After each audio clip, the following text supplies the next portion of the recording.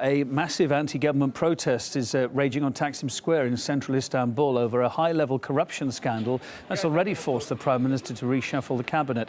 The RT crew was caught in the middle of that demonstration when police used tear gas on protesters. One of our crew, Sarah Firth, our correspondent there, joins us now live. Hi, Sarah. Nice to see you safe and well tonight. Is that face-off continuing? It is. When we left the street, those protesters still clashing with the police, and we saw the police deploying their water cannon, we saw tear gas used. The central gathering had been in Taksim Square earlier on this evening, but police had been trying to keep these disparate groups pushed back off the side streets, and that's when we saw things really getting quite nasty indeed. At one point, we ended up in a stairwell where the protesters had barricaded the doors to try and keep that tear gas from coming in, and we actually had a chance to speak to some of them about exactly why they were coming out. And what you could hear on the streets tonight were those chants of thieves, corruption, and of course all of that coming on the back of what we've seen over the past couple of days and weeks with that corruption probe.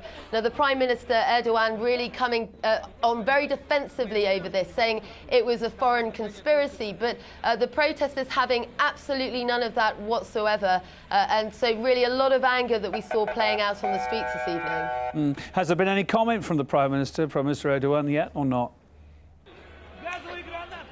Well, he's spoken very strongly against this, and of course we've seen those big political wranglings taking place. We've seen a number of high-level resignations, one calling for the Prime Minister himself to resign. He's really come down very hard, and you could see that echoed, I think, in the police response tonight. Right from the very start, there was a very heavy police presence there, and they were very strong in their response to the protesters. And I think that really does reflect the nervousness that the Prime Minister is going to be feeling right now, because bear in mind, whilst the protests and the scenes that you've seen tonight, not new over the past year for Istanbul, we've seen that played out time and again, but as those protests have developed, as the message that the protesters are sending has developed, so too has the challenge that the Prime Minister faces. And of course, if you take it in context of what we've seen with that political drama unfolding around the Prime Minister with that corruption probe, added to that the anger on the streets tonight, and you've really got a very serious challenge to his leadership indeed. And a lot of people are going to be watching very, very closely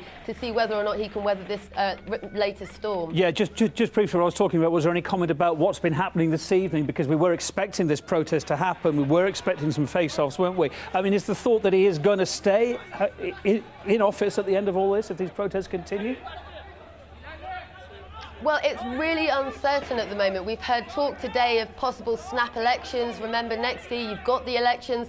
Everyone now asking whether he can hold out that long. The protesters certainly adamant that they're not going to back down, and you could see the anger tonight when they were clashing with the police. They feel that the government meddling in areas such as the police, the judiciary, really isn't tolerable, and so they said that they're going to keep fighting. But certainly in his time in power, it's been it's safe to say the most serious challenge that he's had to his leadership. And so whilst he's making all these political decisions, whilst we've seen those high-level resignations, it's really uncertain whether or not he will actually be able to ride this one out. And certainly, as we've seen playing out on the streets tonight, a huge amount of anger. Sarah, nice to see you. Thank you very much for bringing us to the update there. Sarah Firth speaking to us, our correspondent.